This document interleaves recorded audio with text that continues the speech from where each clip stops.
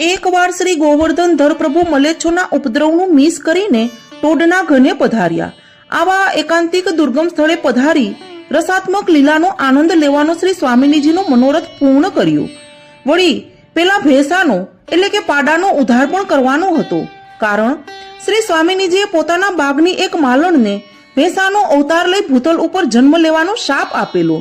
ત્યારે તેનું નિવારણ કરતા આજ્ઞા કરેલી તે શ્રી ઠાકોરજી તારી પીઠ ઉપર ચઢીને પધારશે ત્યારે તારો અપરાધ નિવૃત્ત થશે, પછી તું લીલાધામમાં આવીશ. એ પાડા ઉપર બિરાજી પોતે પધાર્યા છે.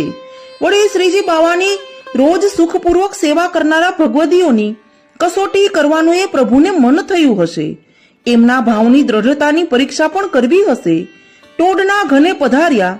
માન ભોગને કંકોડાના શાકનો ભોગ ધરાયો. એ સમયે ભોજનના કીર્તન કરવાને બદલે કુંભનદાસજીએ ગાયું, ભાવત તોહી ટોડકો ઘનો ભોગ સર્યા. શ્રીજી બાવાના અહીં પધારવાના હેતુઓ પૂર્ણ થઈ ગયા.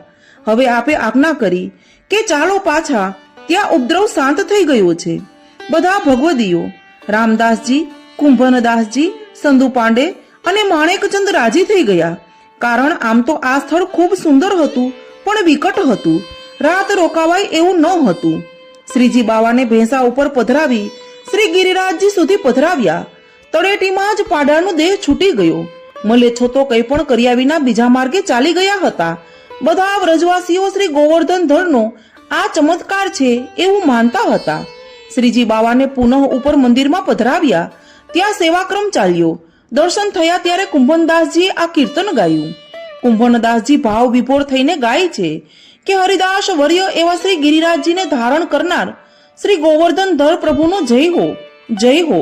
જલની વર્ષાને નિવારીને વ્રજની પીડા ટાળીને જેમણે સુરપતિ ઇન્દ્રના અભિમાનનો ભંગ કર્યો એ પ્રભુનો જય હો, જય હો.